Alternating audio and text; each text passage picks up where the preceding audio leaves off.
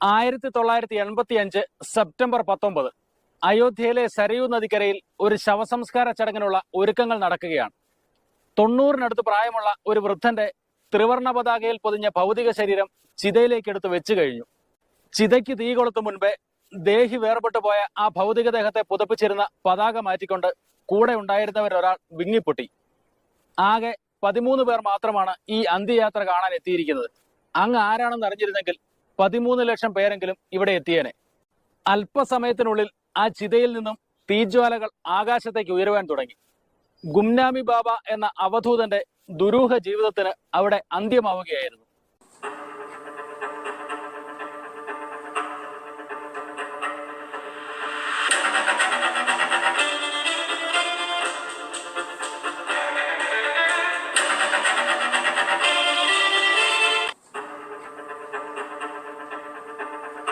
Hi, നമസ്കാരം.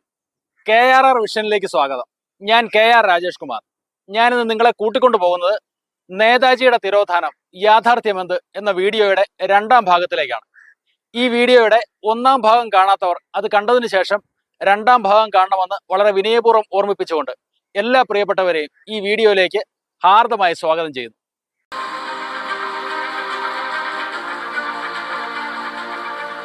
Jawaharlal Nehru, Subhash Chandrabose, Indian സ്വാതന്ത്ര്യ സമര ചരിത്രം എന്ന മഹാപുസ്തകത്തിലെ ആവേശഭരിതമായ 2 അധ്യായങ്ങളാണിവർ. ഇരുവർക്കും സമാനതകളേറെയുണ്ട്. ഒരേ വഴിയിൽ യാത്ര തുടങ്ങി നിലപാടുകളുടെ വ്യത്യസ്തത മൂലം ഇരുവഴി പിരിയേണ്ടി വന്ന സമരസഖാക്കളായി ഇവർ. ജീവിതത്തിന്റെ ഒരു ഘട്ടത്തിൽ ബദ്ധശത്രുക്കളാകുകയും ചെയ്തു. ഒന്നിച്ചു നിന്നാൽ രാഷ്ട്രത്തിന്റെ ഗതിവിഗതികൾ തന്നെ മാറ്റിമറിക്കാൻ തക്ക ശക്തി ഉണ്ടായിരുന്നു ഇരുവർക്കും. നിർഭാഗ്യവശാൽ അതുണ്ടായില്ല. ആരെയും ആകർഷിക്കുന്ന വ്യക്തിപ്രഭാവം, കറകളഞ്ഞ മതനിരപേക്ഷത, എന്തിനേയും നേരിടാനുള്ള ചങ്കൂറ്റം, നെഹ്റുവിനും ബോസിനും പൊതുവായി ഉണ്ടായിരുന്ന സ്വഭാവവിശേഷങ്ങൾ ഇവയൊക്കെയായിരുന്നു. രണ്ടുപേരും ഇംഗ്ലണ്ടിലെ കേംബ്രിഡ്ജ് സർവകലാശാലയിൽ നിന്ന് പഠിച്ചിറങ്ങിയവരും. പഠനം കഴിഞ്ഞ ഉടൻ ബോസ് 23-ാം വയസ്സിൽ ഇന്ത്യൻ സിവിൽ സർവീസ് പരീക്ഷ എഴുതിയെടുത്തു. പക്ഷേ ഏറെ താമസിയാതെ ബോസ് ICS പട്ടം വലിച്ചെറിഞ്ഞ് നാട്ടിലേക്ക് മടങ്ങി. 1930-കളിൽ സിവിൽ നിയമലംഘന പ്രക്ഷോഭത്തിൽപ്പെട്ട് ഏറെക്കാലം ബോസ് ജയിലഴിക്കുള്ളിലായി. അക്കാലത്ത് നെഹ്റുവും ജയിൽവാസം അനുഭവിക്കുകയായിരുന്നു. നെഹ്റുവും ബോസും തമ്മിലുള്ള ബന്ധം ദൃഢമാകുന്ന നാളുകളായി പിന്നീട്. ഇരുവരും കോൺഗ്രസിനുള്ളിലെ ഇടതു ചിന്താ വക്താക്കളായി അറിയപ്പെട്ടു തുടങ്ങി. 8 വയസ്സിന് എളുപ്പമാണെങ്കിലും ബോസിനെ സമപ്രായക്കാരനായ സുഹൃത്തിനെ പോലെയാണ് നെഹ്റു പരിഗണിച്ചത്. നിർണായകമായ കാര്യങ്ങളെ ചൊല്ലിയാണ് ഇരുവരും തമ്മിൽ അഭിപ്രായ ഭിന്നത ഉടലെടുത്തത്. നെഹ്റുവിന് ഹിറ്റ്ലറോടും മുസോളിനിയോടും വെറുപ്പായിരുന്നു.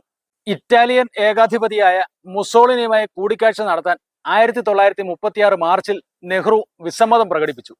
എന്നാൽ ഇന്ത്യൻ സ്വാതന്ത്ര്യ പോരാട്ടത്തിന്റെ വിജയത്തിനായി ആരുടെ സഹായവും തേടാമെന്ന നിലപാടാണ് സുഭാഷിനുണ്ടായിരുന്നത്. 5 തവണ സുഭാഷ് മുസോളിനിയെ കണ്ട് സംസാരിച്ചിട്ടുണ്ട്. 1943 മെയ് 29-ന് സുഭാഷ് ഹിറ്റ്ലറെയും കണ്ടു. ജൂതന്മാർക്ക് നേരെ ഹിറ്റ്ലർ നടത്തിയ കൊടും ക്രൂരതകളെ അപലപിക്കാൻ സുഭാഷ് തയ്യാറായില്ല എന്നതാണ് നെഹ്റുവിനുണ്ടായിരുന്ന പ്രധാന പരാതി. ഗാന്ധിജിയോടുള്ള അന്ധമായ ആരാധന നെഹ്റുവിന്റെ രാഷ്ട്രീയ നിലപാടുകളെ സ്വാധീനിക്കുന്നുവെന്ന് സുഭാഷിന് തുടക്കം മുതൽക്കേ പരാതിയുണ്ട്. ത്രിപുരി കോൺഗ്രസ് സമ്മേളനത്തിൽ തനിക്കെതിരെ പരസ്യ നിലപാടെടുത്ത ഗാന്ധിജിയോടൊപ്പം നെഹ്റുവും നിലകൊണ്ടത് സുഭാഷിനെ രോഷാകുലനാക്കി. നെഹ്റു ചെയ്തതുപോലെ ദ്രോഹം മറ്റാരും എന്നോട് കാട്ടിയിട്ടില്ല. അദ്ദേഹം ഒപ്പമുണ്ടായിരുന്നെങ്കിൽ ഞങ്ങൾക്ക് മികച്ച ഭൂരിപക്ഷം ലഭിക്കുമായിരുന്നു. നിഷ്പക്ഷത പാലിച്ചിരുന്നുവെങ്കിൽ പോലും പ്രവർത്തക സമിതിയിൽ ഞങ്ങൾക്ക് സ്വാധീനം ലഭിക്കുമായിരുന്നു. അതിനു പകരം ത്രിപുരയിൽ കിഴവൻ നേതൃത്വത്തിനൊപ്പം നിൽക്കുകയാണ് നെഹ്റു ചെയ്തത്. ത്രിപുരി സമ്മേളനത്തിന് ശേഷം അനന്തരവന്മാരിൽ ഒരാൾക്ക് എഴുതിയ കത്തിൽ ബോസ് തന്റെ വേദന പങ്കുവച്ചു. അതിനുശേഷം കോൺഗ്രസിൽ നിന്ന് പുറത്തു പോകേണ്ടി വന്ന ബോസ് ദേശീയ രാഷ്ട്രീയത്തിൽ നിന്ന് തന്നെ പതിയെ നിഷ്കാസിതനാവുകയായിരുന്നു.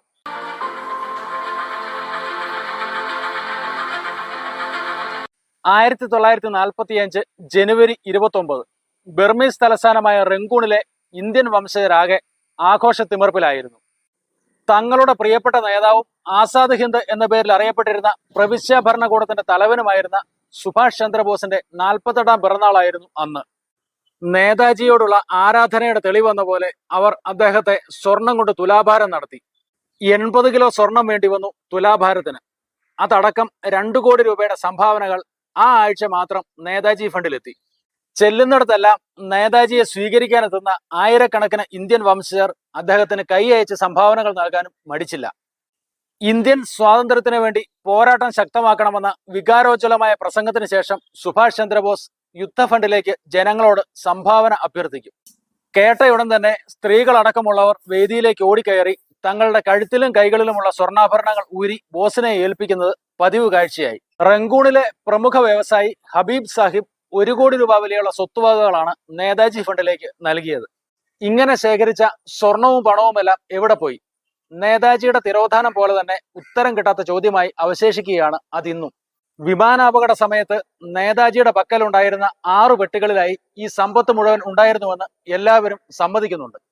പക്ഷേ അവയുടെ മൂല്യത്തെക്കുറിച്ച് പലർക്കും പല അഭിപ്രായങ്ങളാണ്. 63.5 കിലോഗ്രാം സ്വർണം നേതാജി ബാങ്കിൽ നിന്ന് പിൻവലിച്ചിട്ടുണ്ടെന്ന് Azad Hind bank chairman Dinanath British ഇന്റലിജൻസിനോട് സമ്മതിച്ചു. എന്നാൽ 1956 ഷാനവാസ് ഖാൻ കമ്മീഷന് മുൻപാകെ ഹാജരായ ബാങ്കോക്കിലെ ഇന്ത്യൻ ഇൻഡിപെൻഡൻസ് ലീഗ് തലവൻ ദേബ്നാഥ് ദാസ് മൊഴി നൽകിയത് 1 കോടി രൂപയുടെ സ്വർണവും ആഭരണങ്ങളും മാത്രമേ ബോസ് കൈവശം വെച്ചിരുന്നുള്ളൂ എന്നാണ്. നേതാജി മരണപ്പെട്ടുവെന്ന് കരുതപ്പെടുന്ന വിമാനാപകടത്തിൽ അദ്ദേഹത്തോടൊപ്പം ഉണ്ടായിരുന്ന ഹബീബുർ റഹ്മാൻ ഇത് സംബന്ധിച്ച വിശദമായ മൊഴി ഷാനവാസ് ഖാൻ കമ്മീഷന് മുമ്പാകെ നൽകിയിട്ടുണ്ട്. 4 ഇരുമ്പ് പെട്ടികളിലായി 11 കിലോഗ്രാം വരുന്ന സ്വർണ്ണാഭരണങ്ങൾ അപകട സ്ഥലത്ത് നിന്ന് കണ്ടെടുത്തുവെന്നും അത് ആസാദ് ഹിന്ദ് സർക്കാരിലെ മന്ത്രി SA അയ്യരെയും ടോക്കിയോവിലെ IIL നേതാവ് M രാമമൂർത്തിയെയും ഏൽപ്പിച്ചുവെന്നുമാണ് ഹബീബുർ റഹ്മാൻ നൽകിയ മൊഴി. നേതാജി ബാങ്കിൽ നിന്ന് പിൻവലിച്ച് സ്വന്തം കയ്യിൽ സൂക്ഷിച്ച 63.5 കിലോഗ്രാം സ്വർണം 11 കിലോഗ്രാം ആയതിൽ തന്നെ ദുരൂഹതയുണ്ട്. ആ സ്വർണത്തിൽ ചെറിയൊരു ഭാഗം വർഷങ്ങൾക്ക് ശേഷം ഇന്ത്യയിലെത്തി.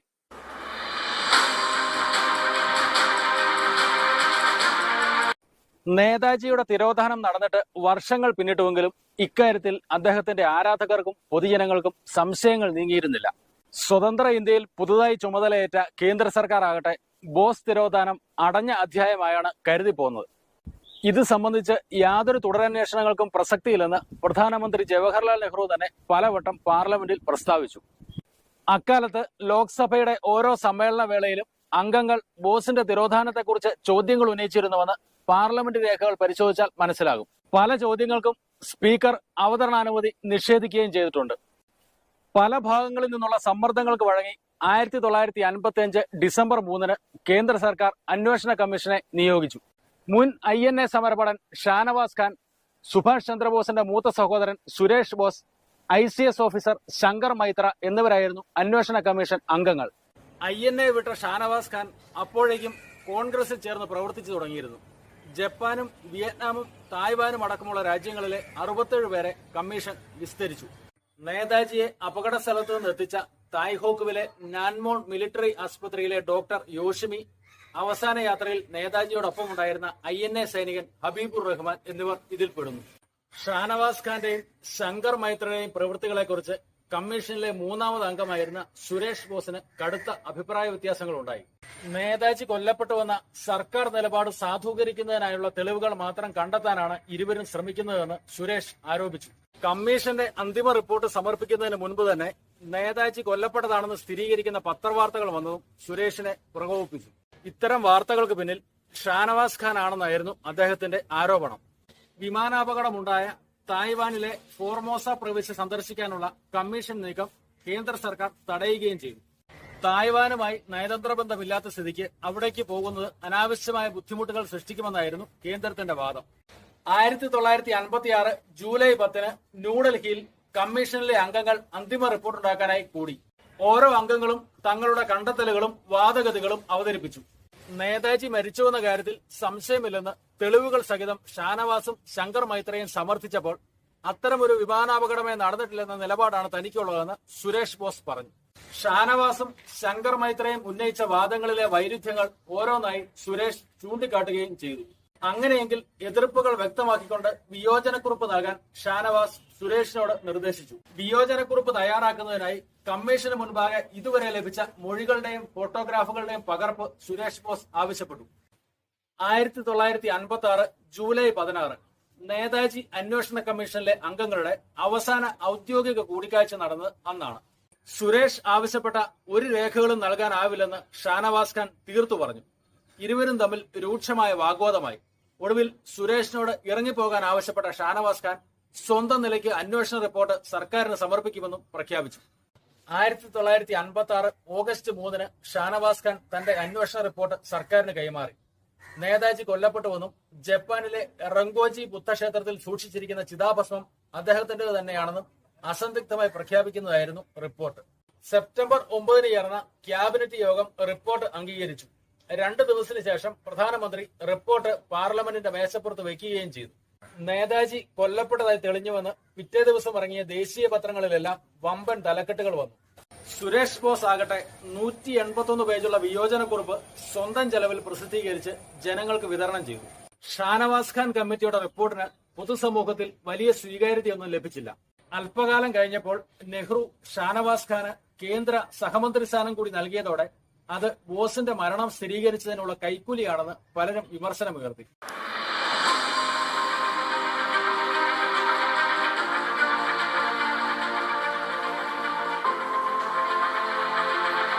ജവഹർലാൽ നെഹ്റുവിന്റെ മരണശേഷം അദ്ദേഹത്തിന്റെ മകൾ ഇന്ദിരാഗാന്ധി പ്രധാനമന്ത്രി പദത്തിലെത്തി. നേതാജിയുടെ തിരോധാനം പുനരന്വേഷിക്കണമെന്ന വാദം ലോക്സഭാ അംഗം പ്രൊഫസർ സമർ ഗുഹയുടെ നേതൃത്വത്തിൽ ശക്തമായിക്കൊണ്ടിരിക്കുന്ന നാളുകളായിരുന്നു അത്. അടൽ ബിഹാരി വാജ്പേയി, മധു ലിമായെ തുടങ്ങിയ നേതാക്കളും സമർ ഗുഹയ്ക്കൊപ്പം ചേർന്നു. അവരെല്ലാവരും കൂടി ഇതിനായൊരു ദേശീയ സമിതി രൂപവൽക്കരിച്ചു. ദേശീയ സമിതിയുടെ നേതൃത്വത്തിൽ 350ഓളം എംപിമാർ ഒപ്പിട്ട ഒരു നിവേദനം 1967 ഡിസംബർ 20 രാഷ്ട്രപതി സക്കീർ ഹുസൈന് സമർപ്പിക്കപ്പെട്ടു. നേതാജി വിഷയത്തിൽ അന്വേഷണ കമ്മീഷനെ നിയോഗിക്കണമെന്ന് ആവശ്യപ്പെട്ട് 44 എംപിമാർ പ്രധാനമന്ത്രിക്ക് കത്തയച്ചു. ഇതേ തുടർന്ന് കാര്യങ്ങൾ വിശദീകരിക്കുന്നതിനായി കേന്ദ്ര ആഭ്യന്തരമന്ത്രി എംപിമാരുടെ യോഗം വിളിച്ചു ചേർന്നു. നേതാജിയുടെ തിരോധാനത്തെക്കുറിച്ച് സർക്കാർ അന്വേഷിക്കാൻ വിസമ്മതിക്കുന്നതിന് പിന്നിൽ എന്തൊക്കെയോ ദുരൂഹതകളുണ്ടെന്ന് നേതാജിയുടെ മരുമകനും ലോക്സഭാംഗവുമായ അമിയാനാഥ് ബോസ് തുറന്നടിച്ചു. ഗത്യന്തരമില്ലാതെ 1970 ജൂലൈ 11 ഏകാംഗ അന്വേഷണ കമ്മീഷനെ നിയോഗിച്ച് കേന്ദ്ര സർക്കാർ ഉത്തരവിറക്കി. 9 മാസങ്ങൾക്ക് ശേഷം മുൻ Punjab chief justice GD Khosla ആ സ്ഥാനത്തേക്ക് നിയമിതനായി. 1970 ഒക്ടോബർ 14 ഖോസ്ല കമ്മീഷൻ പ്രവർത്തനം തുടങ്ങി. 74 ജൂണിൽ അന്തിമ റിപ്പോർട്ട് സമർപ്പിച്ചു. ഷാനവാസ് ഖാൻ കമ്മീഷൻ റിപ്പോർട്ട് അപ്പാടെ പകർത്തി വയ്ക്കുക മാത്രമായിരുന്നു ഖോസ്ല ചെയ്തത്. വിമാനാപകടമുണ്ടായി, നേതാജി കൊല്ലപ്പെട്ടത് തന്നെയാണ്. ഇതായിരുന്നു റിപ്പോർട്ടിലെ പ്രധാന കണ്ടെത്തൽ. നേതാജിയെ വ്യക്തിപരമായി തേജോവധം ചെയ്യുന്ന ചില പരാമർശങ്ങളും റിപ്പോർട്ടിൽ ഇടം പിടിച്ചു. ജപ്പാന്റെ സഹായത്തോടെ ഇന്ത്യയിലേക്ക് കടക്കുക എന്നതിന് ഒരു ലക്ഷ്യമേ ഉള്ളൂ: ഇന്ത്യയെ ജപ്പാന്റെ കോളനി രാഷ്ട്രമാക്കാൻ സഹായിക്കുക. റിപ്പോർട്ടിൽ ഒരിടത്ത് പറയുന്നു. 1974 സെപ്റ്റംബറിൽ ഖോസ്ല കമ്മീഷൻ റിപ്പോർട്ട് കേന്ദ്ര സർക്കാർ പാർലമെന്റിന്റെ മേശപ്പുറത്ത് വെച്ചു. പ്രതിപക്ഷാംഗങ്ങൾ രോഷാകുലരായി. ഈ റിപ്പോർട്ട് അംഗീകരിക്കുന്ന പ്രശ്നമില്ലെന്ന് പ്രഖ്യാപിച്ചുകൊണ്ട് തനിക്ക് കിട്ടിയ റിപ്പോർട്ടിന്റെ പകർപ്പ് പ്രൊഫസർ സമർ ഗുഹ കീറിയെറിഞ്ഞു. 1998 ഏപ്രിലിൽ സുനിൽ കൃഷ്ണഗുപ്ത എന്നൊരു വ്യക്തി നേതാജിയുടെ കാര്യത്തിൽ പുനരന്വേഷണം വേണമെന്ന് ആവശ്യപ്പെട്ടുകൊണ്ട് വീണ്ടും കോടതിയെ സമീപിച്ചു. സുപ്രീം കോടതി ചീഫ് ജസ്റ്റിസിന്റെ നിർദ്ദേശപ്രകാരം മനോജ് കുമാർ മുഖർജി എന്ന മുതിർന്ന ന്യായാധിപനാണ് അന്വേഷണ കമ്മീഷനായി നിയോഗിക്കപ്പെട്ടത്. 5 കാര്യങ്ങളെ സംബന്ധിച്ച് അന്വേഷണം നടത്തി സത്യം പുറത്തു കൊണ്ടുവരാനാണ് കേന്ദ്ര സർക്കാർ മുഖർജിയോട് ആവശ്യപ്പെട്ടത്. 1. നേതാജി സുഭാഷ് ചന്ദ്രബോസ് കൊല്ലപ്പെട്ടോ അതോ ജീവിച്ചിരിപ്പുണ്ടോ? 2. കൊല്ലപ്പെട്ടുവെങ്കിൽ അത് വിമാനാപകടത്തിൽ തന്നെയായിരുന്നോ? 3. ജപ്പാനിലെ റങ്കോജി ക്ഷേത്രത്തിൽ സൂക്ഷിച്ചിട്ടുള്ള ചിതാഭസ്മം നേതാജിയുടേത് തന്നെയാണോ? 4. മറ്റേതെങ്കിലും രീതിയിലാണ് അദ്ദേഹം മരിച്ചതെങ്കിൽ എങ്ങനെ, എവിടെ വെച്ച്? 5. അദ്ദേഹം ജീവിച്ചിരിപ്പുണ്ടെങ്കിൽ അത് സംബന്ധിച്ച വിശദാംശങ്ങൾ എന്തൊക്കെയാണ്?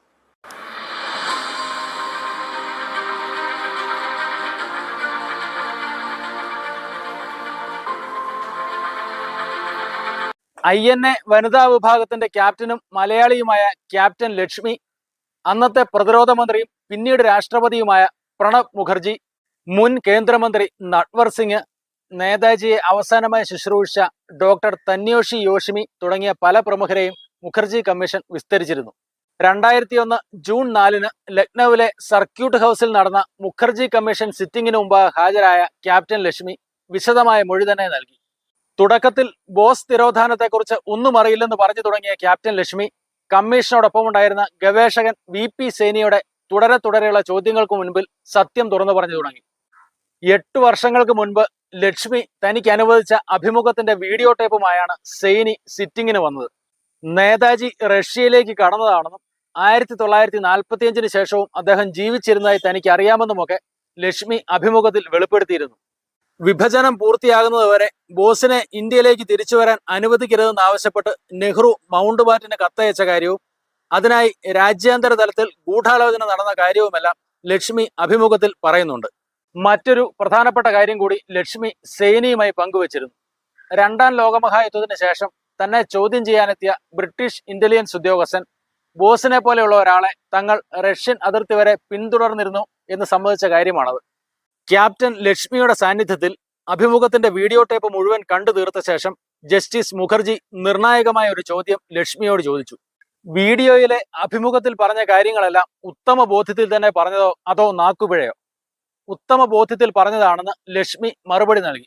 ബോസിന്റെ വിമാനാപകടം നടന്ന തായ്വാൻ, ചിതാഭസ്മം സൂക്ഷിച്ചിരിക്കുന്ന ജപ്പാൻ, ബോസ് അതിർത്തി കടന്ന് രക്ഷപ്പെട്ടുവെന്ന് പലരും കരുതുന്ന റഷ്യ എന്നിവിടങ്ങൾ സന്ദർശിക്കാൻ അനുമതി ആവശ്യപ്പെട്ട് മുഖർജി കേന്ദ്ര സർക്കാരിന് കത്തയച്ചുവെങ്കിലും പല കാരണങ്ങളാൽ അനുമതി നീണ്ടുപോയി.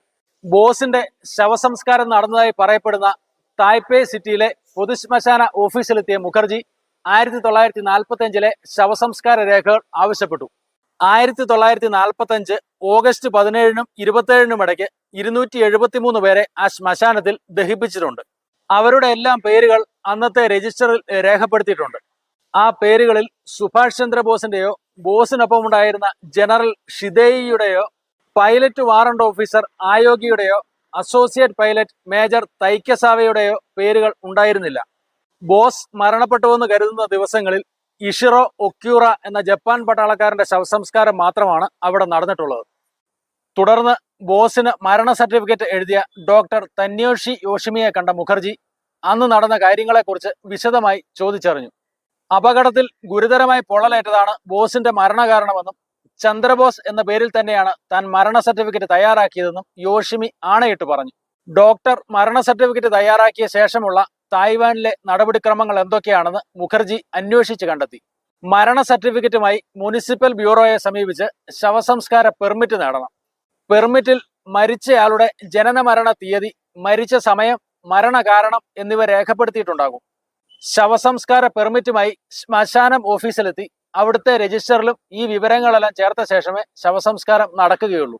ചന്ദ്രബോസ് എന്ന പേരിൽ തന്നെയാണ് ഡോക്ടർ യോഷിമി മരണ സർട്ടിഫിക്കറ്റ് തയ്യാറാക്കിയതെങ്കിൽ മുനിസിപ്പൽ ബ്യൂറോയിലും ശ്മശാനം ഓഫീസിലുമെല്ലാം ആ പേര് രജിസ്റ്ററിൽ ഉണ്ടാവണം. എന്നാൽ അന്നേ ദിവസം അത്തരമൊരു പേര് ഒരിടത്തെയും രജിസ്റ്ററിൽ ചേർത്തിട്ടുണ്ടായിരുന്നില്ല. അതുകൊണ്ട് തന്നെ ഡോക്ടർ യോഷിമി കളവ് പറയുകയാണെന്ന് മുഖർജിക്ക് ബോധ്യമായി. മരിച്ചുവെന്ന് പറയുന്നതല്ലാതെ ബോസിന്റെ മൃതശരീരത്തിന്റെയോ സംസ്കാര ചടങ്ങുകളുടെയോ ഒരു ഫോട്ടോ പോലും ലഭ്യമായിരുന്നില്ല. നേതാജിക്കൊപ്പം അപകടത്തിൽ പൊള്ളലേറ്റ് 3 ആഴ്ചയോളം സൈനികാസ്പത്രിയിൽ കഴിഞ്ഞുവെന്ന് ഹബീബുർ റഹ്മാൻ പറഞ്ഞുവെങ്കിലും ഇത് സംബന്ധിച്ച് യാതൊരു രേഖയും ആസ്പത്രിയിൽ ഉണ്ടായിരുന്നില്ല. അതോടെ ഹബീബുർ റഹ്മാന്റെ മൊഴിയിലും മുഖർജിക്ക് വിശ്വാസക്കുറവ് തോന്നി. 7 വർഷം നീണ്ട തെളിവെടുപ്പിനും ക്രോസ് വിസ്താരങ്ങൾക്കും ശേഷം 2005 നവംബർ 7-ന് ജസ്റ്റിസ് മുഖർജി അന്വേഷണ റിപ്പോർട്ട് സർക്കാരിന് സമർപ്പിച്ചു. 131 സാക്ഷികളെയും 308 രേഖകളും പരിശോധിച്ച് തയ്യാറാക്കിയ റിപ്പോർട്ടിൽ സർക്കാർ ഉന്നയിച്ച 5 ചോദ്യങ്ങൾക്കും അതേ ക്രമത്തിൽ ഉത്തരമുണ്ടായിരുന്നു. 1.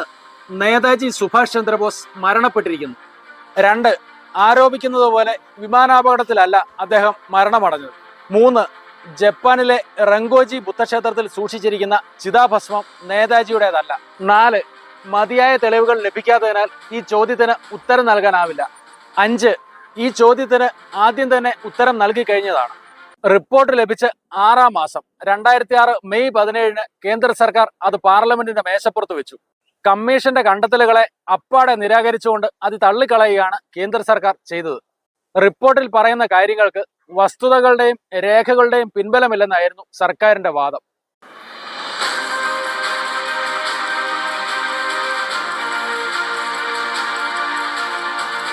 നേതാജി സുഭാഷ് ചന്ദ്രബോസിന്റെ തിരോധാനത്തിന് പിന്നാലെ തന്നെ രാജ്യം കേട്ടു തുടങ്ങിയതാണ് അദ്ദേഹത്തിന്റെ രഹസ്യാത്മക ജീവിതത്തെക്കുറിച്ചുള്ള നിറം പിടിപ്പിച്ച കഥകളും. നേതാജി മരിച്ചിട്ടില്ലെന്ന് ഉറച്ചു വിശ്വസിച്ച അനുയായികൾ അദ്ദേഹം വേഷപ്രച്ഛന്നനായി എവിടെയോ കഴിയുന്നുണ്ടെന്ന് കരുതി സമാധാനിച്ചു. സ്വയം പ്രഖ്യാപിത ദൈവമനുഷ്യരും സന്യാസിമാരും ഇഷ്ടം പോലെയുള്ള നമ്മുടെ നാട്ടിൽ പുതുതായി പ്രത്യക്ഷപ്പെടുന്ന ഓരോ സിദ്ധനും നേതാജിയാണോ എന്ന് ജനം സംശയിച്ചു. ഉത്തർപ്രദേശിലെ സിതാപൂരിൽ പ്രത്യക്ഷപ്പെട്ട മൗനി ബാബ, മധ്യപ്രദേശിലെ സിയേപൂർ കലനിലെ ജ്യോതിർദേവ് ബാബ, ബറേലിയിലെ ഹനുമാൻ ബാബ ഇവരെല്ലാം പല കാലങ്ങളിൽ നേതാജിയുടെ പ്രച്ഛന്ന അവതാരമാണെന്ന് സംശയിക്കപ്പെട്ടവരാണ്. ഇവരിലൊന്നും പെടുത്താനാവില്ല ഗുംനാമി ബാബ എന്നും പേരുള്ള ഭഗവാൻജി എന്ന അജ്ഞാത വ്യക്തിയെ. 1950കളുടെ പകുതിയിൽ ഉത്തർപ്രദേശിലാണ് ഭഗവാൻജി ആദ്യമായി പ്രത്യക്ഷപ്പെടുന്നത്. ലക്നൗ, ഫൈസാബാദ്, നൈമിഷാരണ്യ, ബസ്തി, അയോധ്യ ഇങ്ങനെ യുപിയിലെ പല പട്ടണങ്ങളിലും ഭഗവാൻജി താമസിച്ചിട്ടുണ്ട്. ക്ഷേത്ര പരിസരങ്ങളിൽ ചെറിയ വീട് തരപ്പെടുത്തി രാപകൽ അതിനുള്ളിൽ തന്നെ ധ്യാനത്തിൽ കഴിയുകയായിരുന്നു ഭഗവാൻജിയുടെ രീതി. ആരെയും കാണാനോ സംസാരിക്കാനോ ഇഷ്ടപ്പെട്ടിരുന്നില്ല. സന്ദർശകർ ആരെങ്കിലും വന്നാൽ കർട്ടന് പിറകിൽ നിന്ന് സംസാരിക്കൂ. അതുകൊണ്ട് പർദാവാല ബാബ എന്നും അദ്ദേഹത്തിന് പേര് വീണു. പേരില്ലാത്തയാൾ എന്ന അർത്ഥത്തിൽ ഗുംനാമി ബാബ എന്നും അദ്ദേഹം വിളിക്കപ്പെട്ടു. അയോധ്യയിൽ രാംഭവൻ എന്ന ബംഗ്ലാവിന് പിന്നിലെ ചായ്പിൽ താമസം ആരംഭിച്ച ഭഗവാൻജി അടുത്ത അനുയായികൾക്ക് മാത്രമേ ദർശനം അനുവദിച്ചുള്ളൂ. അവരോട് അദ്ദേഹം വ്യാകരണ പിശകില്ലാത്ത ഇംഗ്ലീഷിലും ഹിന്ദി കലർന്ന ഉറുദുവിലും ബംഗാളി ഭാഷയിലും സംസാരിച്ചു. കാഴ്ചയിൽ നേതാജിയുമായി അത്ഭുതകരമാം വിധം രൂപസാദൃശ്യമുണ്ടായിരുന്നു ഭഗവാൻജിക്ക്. നേതാജിക്കുള്ളതുപോലെ പല്ലുകളിലെ വിടവും വയറ്റത്തെ മുറിപ്പാടുമെല്ലാം അദ്ദേഹത്തിന്റെ മേലും കണ്ടുവെന്ന് അനുയായികൾ അവകാശപ്പെടുന്നു. തന്റെ യഥാർത്ഥ വ്യക്തിത്വത്തെക്കുറിച്ചോ മറ്റു വ്യക്തിപരമായ വിശേഷങ്ങളെക്കുറിച്ചോ യാതൊരു തരത്തിലുള്ള വെളിപ്പെടുത്തലുകൾക്കും അദ്ദേഹം തയ്യാറായില്ല. അനുയായികൾ അക്കാര്യം ചർച്ച ചെയ്യുന്നത് അദ്ദേഹത്തിന് ഇഷ്ടമല്ലായിരുന്നു. എന്നെക്കുറിച്ച് ആരോടും പറയരുത്, രാജ്യത്തിന് അത് ഗുണം ചെയ്യില്ല, ഇതായിരുന്നു അദ്ദേഹത്തിന് എപ്പോഴും പറയാനുണ്ടായിരുന്നത്. സ്വന്തം ഫോട്ടോ എടുക്കുന്നതും കർശനമായി വിലക്കി. അനുയായികളുടെ എണ്ണം 1 ഡസനിൽ കൂടുതലാകാതിരിക്കാൻ എപ്പോഴും ശ്രദ്ധിച്ചു. ഓരോ അനുയായിയും മറ്റൊരു അനുയായിയെ നിരീക്ഷിച്ചു കൊണ്ടിരിക്കണമെന്ന് ചട്ടം കെട്ടി.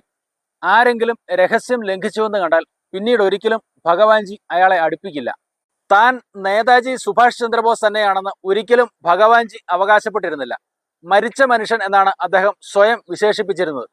ഇന്ത്യൻ സ്വാതന്ത്ര്യ സമരത്തെക്കുറിച്ചും വിദേശ രാജ്യങ്ങളിൽ ബ്രിട്ടീഷ് സൈന്യം നടത്തിയ ഏറ്റുമുട്ടലുകളെക്കുറിച്ചുമെല്ലാം ഭഗവാൻജി അവരോട് വിശദമായി സംസാരിച്ചു. ഒരു രാജ്യം സ്വന്തമായുണ്ടായിട്ടും ഇപ്പോൾ എനിക്കൊന്നുമില്ല. ഒരു വീടുണ്ടായിട്ടും ഇപ്പോൾ ഭവനരഹിതനായി. ഒരു കൂട്ടം പേരുണ്ടായിട്ടും ഇപ്പോൾ ഞാൻ ഒറ്റപ്പെട്ടിരിക്കുന്നു.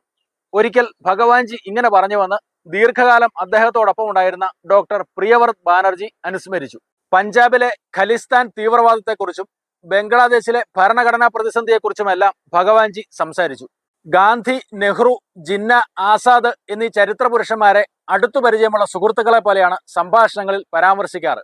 സ്വാതന്ത്ര്യ സമര സേനാനിയും ബംഗാളിലെ പ്രമുഖ സാമൂഹിക പ്രവർത്തകയുമായിരുന്ന ലീല റോയ് 1963 മുതൽ 70 വരെ ഭഗവാൻജിയുമായി നിരന്തര സമ്പർക്കത്തിൽ ഏർപ്പെട്ടിരുന്നു. 1963 മാർച്ച് 25-ന് തന്റെ വിശ്വസ്ത അനുയായികളിൽ ഒരാൾ വഴി അദ്ദേഹം ലീല റോയ്ക്ക് ഒരു സന്ദേശം അയച്ചു. ഞാൻ പുറത്തു വരുന്നത് രാജ്യ താല്പര്യങ്ങൾക്ക് എതിരാകും, അതുകൊണ്ട് ആർക്കും നേട്ടമുണ്ടാകില്ല.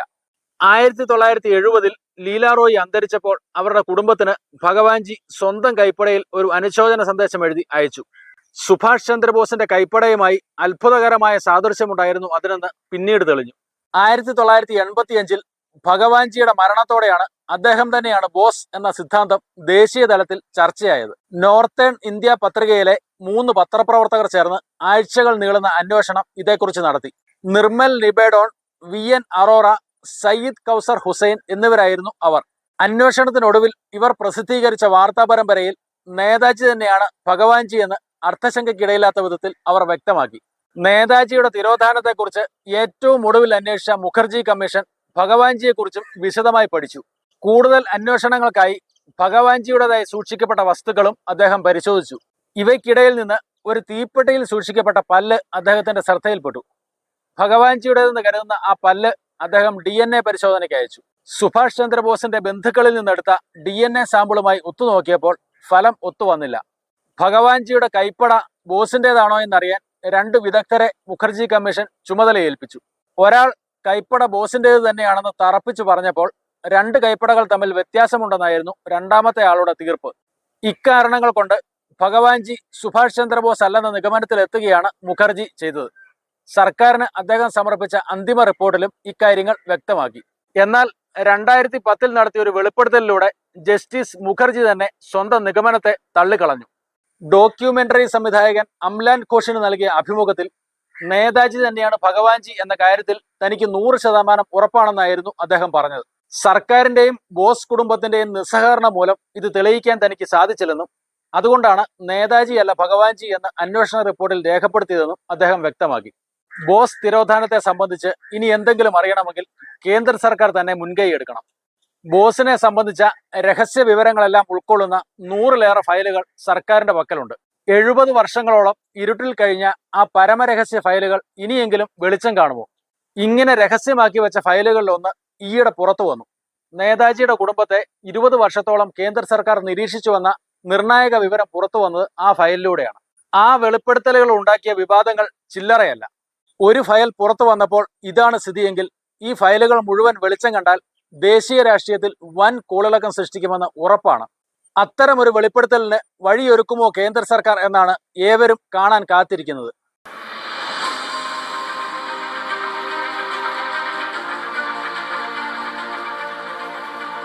നേതാജിയുടെ തിരോധാനം യാഥാർത്ഥ്യമെന്ത് എന്ന ഈ വീഡിയോ ഇവിടെ പൂർണ്ണമാവുന്നു.